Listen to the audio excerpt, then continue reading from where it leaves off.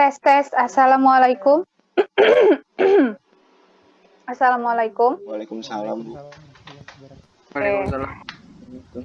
Oke, assalamualaikum ya teman-teman. Assalamualaikum warahmatullahi wabarakatuh. Waalaikumsalam warahmatullahi wabarakatuh. Oke, baiklah teman-teman semuanya. Ini sudah ada partisipannya 27. Satu orang lagi belum masuk ya. Siapa ya Dayat yang belum masuk ya? Sebentar Bu, saya cek dulu Bu.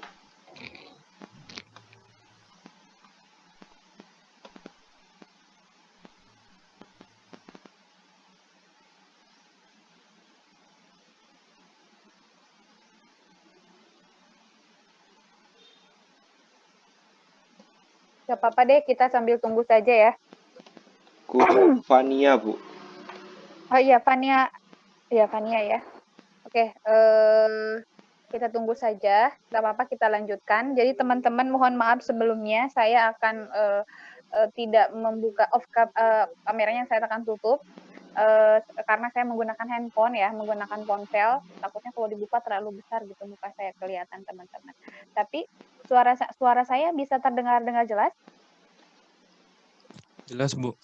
Oke, PowerPoint ini bisa dilihat di laptop atau di ponsel masing-masing? Bisa Bu. Oke, jadi teman-teman semuanya, kita mulai saja. Materi hari ini adalah kalimat efektif, pertemuan 5 dan 6. Nah, untuk membahas kalimat efektif itu, tentu kita harus paham dulu apa itu kalimat. Nah, sebelum saya jelaskan, apakah teman-teman sudah membacanya belum? Materi hari ini sudah dibaca belum? Saya lupa baru posting tadi pagi. Harusnya kan dari kemarin-kemarin. Saya lupa dikira saya udah posting. Coba bisa dipahami tidak materinya hari ini? Apa kesulitannya? Belum semuanya Bu. Kenapa? Baru Gimana? sebagian Bu. Untuk hari Baru ini baca. sampai halaman berapa ya Bu? Sampai pelengkap. Halaman berapa ya? Halaman pokoknya setengahnya sampai pelengkap. Kan ini dibuat 2 pertemuan ya, jadi pertemuan hari ini dan minggu depan. Sampai pelengkap. Nah, ini udah ada Lofi, udah join. Belum menemukan kesulitan, cukup paham-paham saja? Paham ya? Halo? Sejauh ini masih Bu, tapi karena belum baca keseluruhan makanya belum menemukan kesulitan tampaknya Bu. Oke, baik. Jadi saya buat ini akan hari ini, hari Senin dan hari Rabu ya. Hari Rabu kita akan bahas bersama. Nah, tentang tugas yang saya berikan hari ini ya. Baiklah teman-teman. Jadi saya akan bahas secara pelan-pelan materi yang akan kita pelajari hari ini. Kemudian teman-teman boleh memotong penjelasan saya. Ya, kalau misalnya ada hal yang tidak dipahami, silahkan potong penjelasan saya dan Bu, tolong jelaskan sekali lagi karena saya belum paham gitu ya. Daripada diam nanti nggak paham. Kenapa? Karena materi seperti ini tentang kalimat, apalagi tentang kalimat efektif itu akan muncul di UTS. Jadi di UTS itu selain studi kasus, kemungkinan ada pilihan ganda, tentang PUEB juga tentang kalimat efektif. Jadi PUEB dan kalimat efektif itu hubungannya dengan kebenaran kalimat dan kebenaran penulisan huruf dan tanda baca. Jadi materi hari ini perlu teman-teman pahami dengan baik ya. Oke, kita langsung saja. Sekali lagi suara saya bisa terdengar jelas? Bisa Bu. Oke. Nah, jadi teman-teman semua, jadi struktur di dalam kalimat bahasa Indonesia itu yang wajib gitu ya, belum ada di sini ya. Yang wajib struktur dalam kalimat bahasa Indonesia adalah subjek dan predikat. Itu struktur wajibnya. Jadi kalau teman-teman menemukan ada kalimat yang hanya subjek saja plus keterangan plus pelengkap, itu bukan kalimat. Kenapa? Karena yang wajib dalam kalimat itu adalah subjek dan predikat. Ya, itu untuk kalimat tulis. Kemudian kalau misalnya ada kalimat predikat saja, tidak ada subjeknya, itu juga kalimatnya tidak efektif, ya. Jadi sepanjang apapun kalimat, selama kalimat tersebut tidak memiliki subjek dan predikat, maka kalimat tersebut bukan kalimat efektif. ya, kalimat efektif atau kalimat yang baik di dalam struktur bahasa Indonesia itu adalah subjek dan predikat. Lalu tambahannya, boleh tidak? Boleh. Kalau sudah ada subjek predikat, boleh ditambah objek, boleh ditambah pelengkap, boleh ditambah keterangan. Keterangannya, Bu, boleh 1 atau 2? Boleh. Yang tidak boleh itu subjeknya ada 2, ya, seperti itu. Nah, kemudian struktur di dalam kalimat bahasa Indonesia itu adalah unsur utama kalimat harus ada. Unsur utama kalimat itu apa? Tadi yang barusan saya jelaskan adalah subjek dan predikat. Nah, harus tepat. Nah, tepat apakah itu kalimat tunggal? Apakah itu kalimat majemuk bertingkat? Majemuk setara dan majemuk campuran. Nah, kalimat majemuk kita akan pelajari minggu depan. Sambil kita pelajari minggu depan agar materinya nyambung gitu ya, di minggu depan silahkan pelajari dari minggu-minggu sekarang. Jadi minggu depan mungkin kita bahas yang teman-teman nggak paham dari belajar mandirinya gitu ya. Oke, sekarang kita lihat struktur dasar kalimat dalam bahasa Indonesia. Memang di dalam bahasa Indonesia kan memang beragam ya, ada kalimat ragam lisan, ragam tulis gitu ya. Di dalam ragam lisan tidak perlu ada subjek dan predikat. Mengapa? Karena kalau kita berbicara ragam lisan, itu terikat konteks. Jadi ada kalimat yang subjek predikat saja, ada kalimat yang subjek saja, ada yang pelengkap saja gitu ya. Contoh misalnya gini, ketika misalnya Grace misalnya ya, ketika Grace sedang ada di dalam rumah, kemudian ibunya menyampaikan, Grace, ada temannya, ada teman tuh menunggu di luar, kata Grace, tunggu. Nah, hanya mengatakan 1 kata saja, tunggu, itu adalah kalimat. Mengapa? Padahal 1 kata tidak ada subjek predikatnya. Artinya, nah, itu terikat dengan konteks. Artinya apa? Iya, saya akan datang, tunggu. Itu kalimat intinya. Tapi karena terikat konteks dalam kalimat lisan, tentu tidak perlu mengucapkan, iya, saya akan datang, tunggu. Atau, iya, saya akan ke sana, tunggu sebentar. Tidak perlu seperti itu, karena kan terikat konteks. Atau ada konteks lain, misalnya ketika di dalam ruangan kelas, dosen sedang menjelaskan. Tiba-tiba ada beberapa mahasiswa yang sedang berdiskusi dalam diskusi, misalnya mengobrol. Kemudian dosen mengatakan diam. Diam ini 1 kata, tapi karena itu di dalam kalimat lisan, itu bisa diterima dan bisa dipahami dengan baik. Padahal tidak ada subjek dan predikat, gitu ya. Jadi ini disebut sebagai kalimat minor, ya. Kalimat minor ini terikat oleh konteks. Nah, beda dengan kalimat ragam tulis. Ragam tulis tidak boleh kalimat tidak ada subjek dan predikat. Unsur wajibnya subjek dan predikat. Subjek boleh ditambah objek, boleh ditambah pelengkap, boleh ditambah keterangan, boleh ditambah objek plus pelengkap gitu ya, boleh ditambah objek keterangan, boleh ditambah objek pelengkap keterangan boleh. Yang jelas kalau sudah ada subjek dan predikat ditambah apapun boleh. Sampai sini bisa dipahami dasarnya?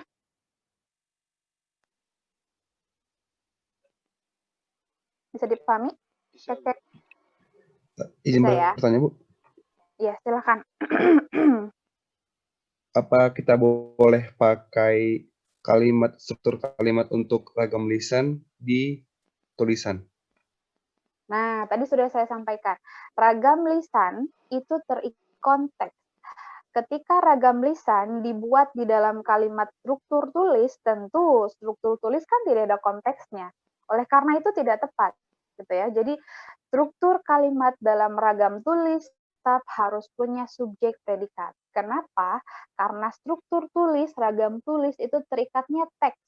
Kita harus sesuai dengan teks. Tapi kalau misalnya struktur lisan itu sesuai konteks. Oleh karena itu, karena si kalimatnya sesuai konteks, 1 kata pun bisa dimaknai. Itu disebut sebagai kalimat minor. Tunggu, itu kan 1 kata. Tidak ada subjek predikat. Tunggu, 1 kata aja. Diam, tuh. Tolong, itu kan 1 kata. Kenapa? Karena terikat konteks. Tapi kalau kata-kata tersebut tiba-tiba misalnya simpan dalam kalimat tulis tidak terikat konteks gitu, bukan dalam konteks apapun, misalnya tiba-tiba menulis saja, misalnya itu kan tidak bisa dimaknai. Kecuali ada teks sebelumnya, ada cerita sebelumnya, misalnya pada suatu hari bla bla bla bla bla, kemudian ada kata-kata misalnya tunggu. Nah, itu berarti di kata-kata tersebut terikat teks. Jadi tetap di ragam tulis harus terikat dengan teks, sesuai dengan teks. Gitu. Jadi ya, berarti kalimat saya pergi ke rumahnya. Nah, nyah di sini karena tidak ada kalimat sebelumnya itu juga tidak efektif. Kenapa? Karena kan tidak ada teks yang menjelaskan nyahnya siapa. Tapi mungkin kalau lagam lisan, ketika kita mau pergi, saya pergi ke rumahnya, mungkin si pembicara sudah tahu nyahnya itu siapa. Kita tidak perlu menjelaskan lagi. Tapi kalau ragam tulis itu wajib ada. Karena ragam tulis terikat teks, ragam lisan terikat konteks. Oleh karena itu ketika ragam lisan dipakai ke ragam tulis itu tidak sesuai. Ya, seperti itu. Bisa dipahami? Kalau misalnya kita tulis di chat WhatsApp boleh berlaku nggak, Bu? Kalau di chat WhatsApp itu kan ragamnya ragam non formal kan. Biasanya kalau chat WhatsApp itu juga ketika kita berkomunikasi menggunakan ragam tulis atau ragam lisan. Biasanya banyak menggunakan ragam lisan. Kenapa? Karena kan antara si pembaca ya sama penulis sama-sama sudah mengetahui konteksnya. Biasanya itu menggunakan bahasa tulis menggunakan ragam lisan berarti itu tulisannya kan memang non formal. Tidak dibenarkan. Maksudnya itu kita tulis sebagai ragam lisan padahal itu ragam tulis. Nah, itu kan tidak dibenarkan gitu ya. Bisa digunakan tapi tidak dibenarkan ketika menulis karya tulis dan lain sebagainya. Jadi kita berbicara ragam tulis dalam penulisan akademik gitu. Jadi kalau dalam penulisan non formal seperti WhatsApp atau apa, hampir semua orang itu menggunakan ragam lisan ditulis menjadi ragam tulis.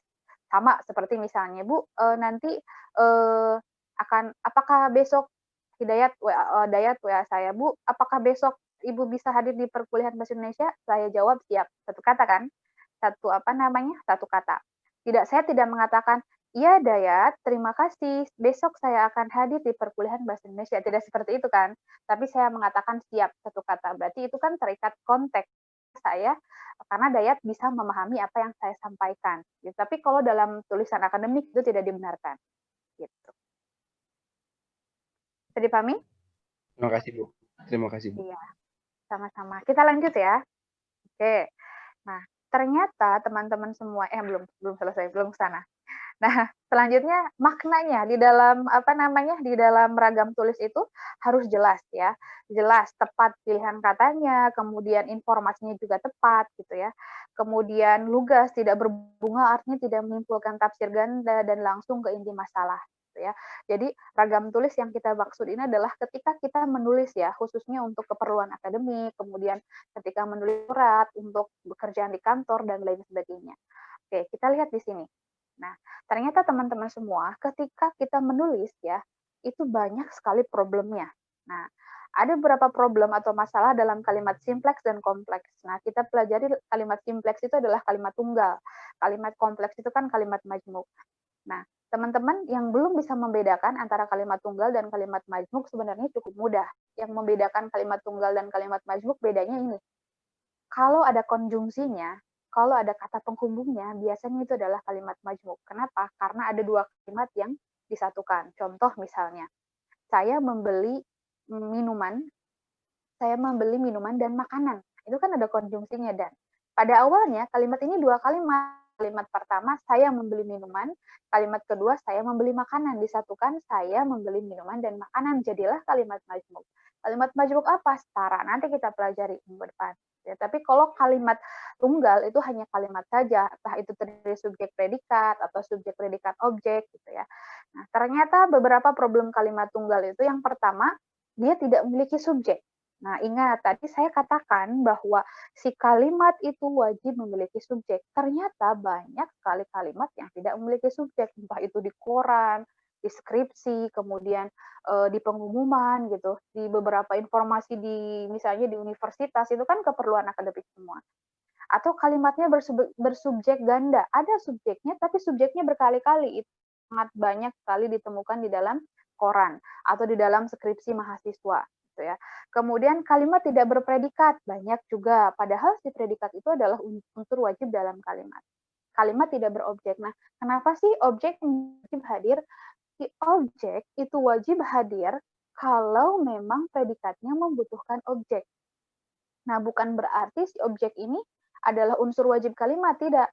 Kalau si objek ini kalau si predikatnya membutuhkan objek, artinya adalah kata kerja maka si objek ini wajib hadir. Tapi kalau misalnya kata kerjanya yang intransitif, tidak membutuhkan objek, maka tidak perlu ada objek juga tidak apa-apa. Kita pelajari nanti.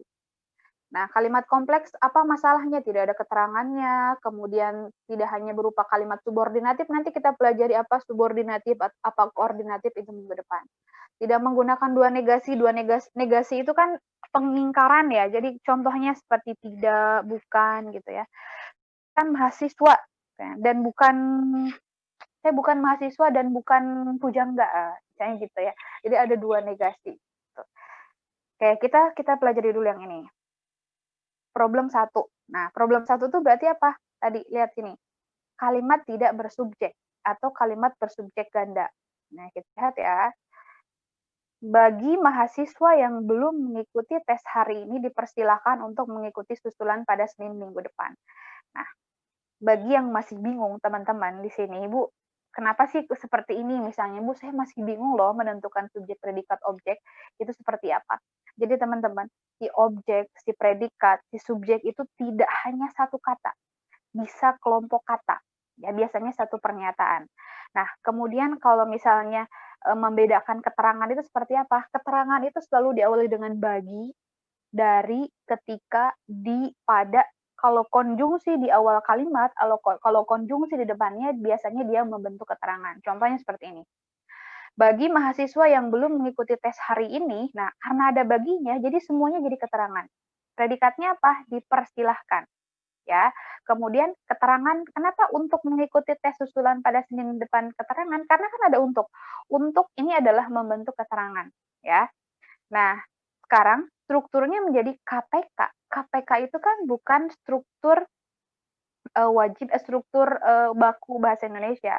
Tadi sudah saya katakan strukturnya adalah subjek dan predikat. Oleh karena itu, si problem ini, si kalimat ini nggak punya subjek. Cara pertama agar kalimat ini efektif dengan cara apa? Dengan kita hilangkan si baginya.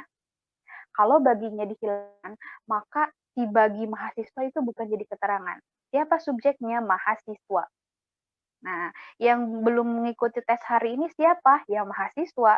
Kalau ada yang setelah subjek, berarti itu adalah perlu. Contoh, Hidayat yang kuliah di PKN STAN. Nah, yang kuliah di PKN STAN siapa? Hidayat. Oleh karena itu subjeknya Hidayat yang kuliah di PKN STAN. Oke, apa yang dilakukan Hidayat? Pulang kampung misalnya, baru ada predikatnya, seperti itu ya. Jadi yang ini membentuk perluasan subjek. Jadi subjeknya siapa? Mahasiswa. Yang belum mengikuti tes hari ini siapa? Mahasiswa. Jadi subjeknya sampai mana? Mahasiswa yang belum mengikuti, itu subjek. Predikatnya apa? Berupa kata kerja ya, predikat. Dipersilahkan. Apa? Untuk mengikuti tes susulan pada Senin depan. Nah, ini untuk ini adalah keterangan. Kenapa? Karena ada konjungsinya. Kalau pelengkap, kalau tidak selalu diawali oleh konjungsi. Yang hanya diawali oleh konjungsi dan preposisi biasanya keterangan. Oleh karena itu, kalimat ini jadi efektif. Mahasiswa yang belum mengikuti tes hari ini dipersilahkan untuk mengikuti tes susulan minggu depan. Nah, kalimat-kalimat seperti ini yang tidak bersubjek biasanya ada di papan pengumuman kampus, ada di papan informasi ya. Padahal itu di lingkungan akademik, tapi banyak sekali kalimat yang tidak efektif seperti itu. Itu cara pertama. Jadi hilangkan konjungsi di awal subjek. Ada cara kedua.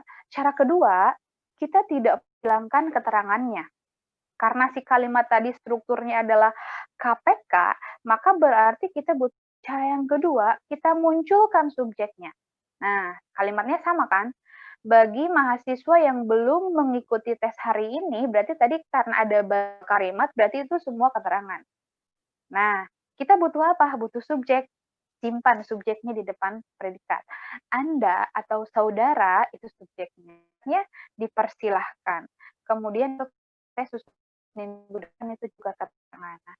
Keterangan boleh ada dua, boleh ya. Keterangan di awal, bisa di tengah, bisa di akhir. Boleh dua, boleh tiga. Yang tidak boleh itu adalah subjek, gitu ya. Jadi strukturnya benar, ada subjek, ada predikat, keterangannya ada dua. Jadi ada dua cara ya kalau kalimat tidak bersubjek. Satu, hilangkan predikat konjungsi di awal kalimat. Dua, munculkan subjek. Oke. sama seperti ini ya. Bagi peserta diklat yang belum mengikuti tes hari ini, panitia, bisa subjek, mempersilahkan predikat, Anda objek untuk mengikuti tes susulan pada minggu depan. Keterangan karena diawali oleh untuk. Nah, sekarang objek. Bu, apa sih objek itu? Objek itu biasanya berada setelah predikat dan bisa dipasifkan. Contoh, Anda dipersilahkan panitia untuk mengikuti tes susulan pada Senin minggu depan. Ya, jadi Anda bisa dipasifkan. Ya. Ciri yang kedua, biasanya objek itu kata kerjanya menggunakan imbuhan me. Nah, mempersilakan itu menggunakan imbuhan me, maka di belakangnya itu adalah objek. Ya, Anda dipersilahkan oleh panitia. Anda ini objek karena kata kerjanya adalah mempersilahkan. Gitu. Kita lihat yang ini. Sama. Kepada hadirin yang masih berada di luar, ini kenapa keterangan? Karena ada kepadanya. Predikatnya, kami persilahkan untuk memasuki ruangan. Kami persilahkan. Nah, untuk memasuki ruangan, itu adalah keterangan. Karena, itu juga keterangan karena diawali karena. Nah, sekarang, ini tidak ada subjek. Bu, kenapa kami persilahkan? Nggak kami subjek, persilahkan predikat. Kami persilahkan itu, kalau kalimatnya diganti, itu menjadi dipersilahkan, dipasifkan. Subjeknya, siapa? Subjeknya hadirin. Kita lihat di sini ya. Berarti cara pertama tadi dengan cara apa? Sama, si konjungsi di awalnya dihilangkan. Jadi subjeknya siapa? Hadirin. Yang masih berada di luar itu siapa? Ya, si hadirin. Itu perluasan subjek. Predikatnya apa? Dipersilahkan atau kami persilahkan. Kan sama kalimatnya. Dipersilahkan atau kami persilahkan. Itu kalimat predikat. Ingat, predikat tidak hanya satu kata, tapi gabungan kata. Itu kami persilahkan atau dipersilahkan. Kan sama, dipersilahkan dan kami persilahkan. Kemudian itu keterangan. Jadi kalimatnya jadi efektif. Cara kedua apa? Cara kedua sama seperti kasus yang pertama, tambahkan predikat, tambahkan subjek sebelum predikat. Nah, kita lihat. Kepada hadirin yang masih berada di luar, Anda, nah ini kan ditambahkan kan subjeknya, kami persilahkan atau dipersilahkan itu predikat untuk itu keterangan. Bisa dipahami sampai sini? Bisa, Bu. Oke. Pinter-pinter ya. Nah, kita lanjut ya.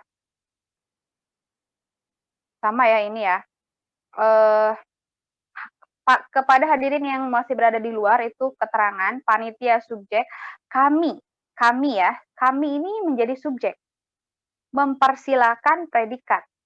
Ya. Anda ini objek. Kenapa? Karena Anda ini objek, karena Anda ini bisa dipasifkan. Anda dipersilahkan oleh panitia atau Anda dipersilahkan oleh kami. Kemudian kenapa Anda objek? Karena kata kerja sebelum Anda itu adalah me. Jadi seperti itu. Strukturnya KSPOK. Ya. Ini aktif kalimatnya. Jadi kenapa aktif? Kenapa si mempersilahkan jadi predikat? Karena subjeknya menjadi kami. Karena subjeknya kami. Kalau yang tadi kan pasif. Oke, kita lihat ya. Ada problem yang kedua, kalimatnya adalah subjeknya ganda. Contohnya, kalau problem yang pertama tadi kan tidak ada subjek. Problem yang kedua subjek ganda. Naskah proklamasi itu subjek. Penyusunannya itu subjek lagi. Dilakukan itu predikat. Nah, keterangan di rumah. Kenapa di rumah Laksamana Maida itu keterangan? Karena kan ada kata konjungsinya. Ini juga bukan struktur baku. Kenapa? Karena subjeknya ada dua. Nah, efektifnya seperti apa? Penyusunan naskah proklamasi itu subjek, dilakukan predikat, Laksamana Maida, bisa seperti itu. Atau naskah proklamasi itu disusun, ya, atau kami susun, bisa juga di rumah Laksamana Maida, bisa seperti itu. Jadi kalau subjeknya ganda ya di salah satu. Nah, sekarang nomor 1, problemnya sama seperti problem pertama, dia tidak punya tidak punya subjek. Coba silakan perbaiki oleh Lulu Agustin. Coba Lu. Yang nomor 1.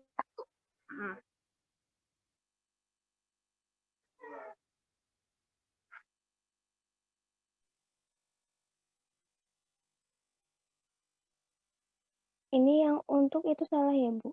Karena keterangan. Ini semua salah, tidak efektif. Jadi strukturnya gimana? Coba Lu.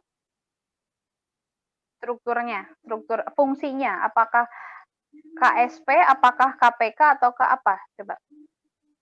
K K KP keterangan sama keterangan. predikat ya, Bu. Predikatnya apa? Keterangannya memerlukan. Iya, berarti K, P, lalu pelibatan para Keterangan. pakar apa? Keterangan. Ada konjungsi nggak di awal? Ada. Apa? Maksudnya, Bu, yang untuk bukan, Bu. Iya, untuk mengatasi masalah itu kan keterangan. Memerlukan itu predikat. Pelibatan para pakar itu apa? Subjek ya, Bu. Apa-apa? Coba, siapa yang bisa bantu Lulu? Angkat tangan. Izin mencoba, Bu. Siapa Akta? Coba Akta. Kalau menurut saya, Suaranya nggak jelas, Akta.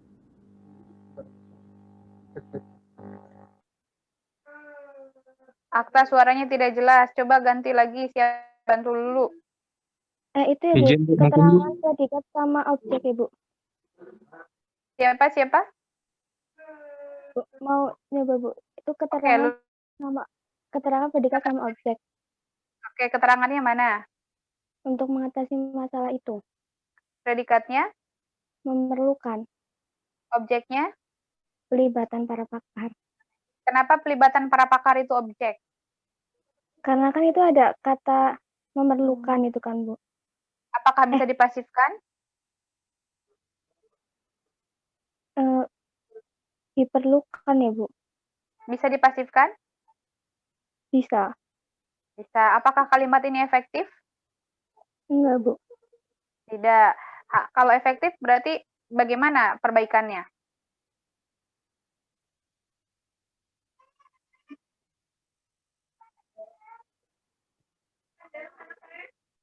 Kurang apa kalimat ini? Kurang subjek. Nah, subjeknya gimana? Cara memunculkan subjeknya gimana? Ada dua cara. Untuknya dihapus, Bu. Untuknya, hanya untuk saja. Kalau untuknya dihapus, subjeknya apa?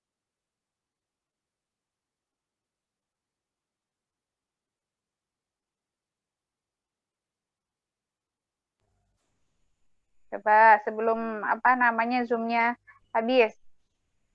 Untuk dan mengatasinya dihapus, Bu. Oke, subjeknya siapa? Betul. Subjeknya siapa? Apa? Masalah itu. Oke. Jadi masalah itu memerlukan pelibatan para pakar. Tepat. Cara yang kedua bagaimana?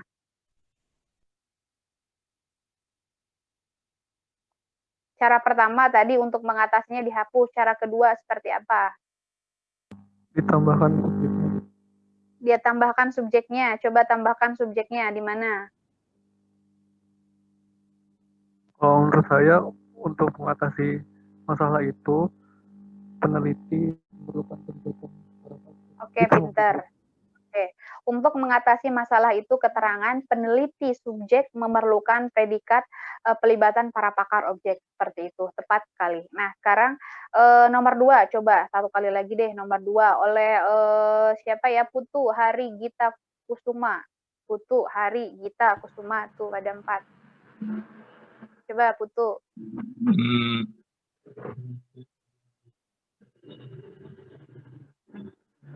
Mungkin dihilangin dalamnya, Bu. Oke, kalau dalamnya dihilangkan subjeknya apa? Siapa? Apa? Bentar.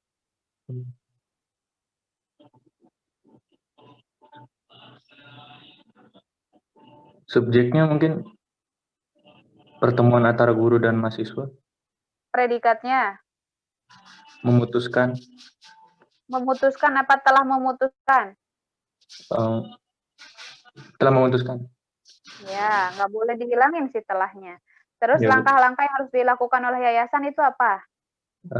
Objeknya. Itu objek. Kenapa objek? Apakah bisa dipasifkan? Bisa, Bu. Bisa. Oke, tepat. Cara yang kedua.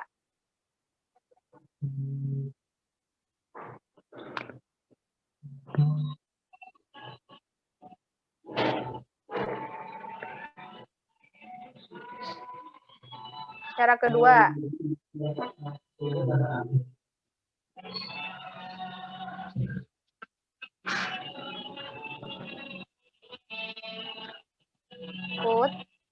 Puput, Putu. Bentar, Bu.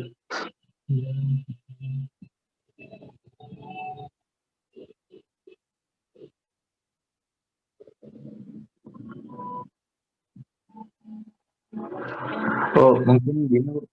Dalam pertemuan antara guru dan mahasiswa, kami telah memutuskan langkah-langkah yang harus dilakukan. Gitu, oleh Oke, yayasan. betul, tepat ya. Oke, seperti itu bisa dipahami untuk problem 2, teman-teman? Bisa, Bu. Bisa ya. Oke, nah ini dikerjakan nanti ya tambahannya. Nanti sudah saya kirim.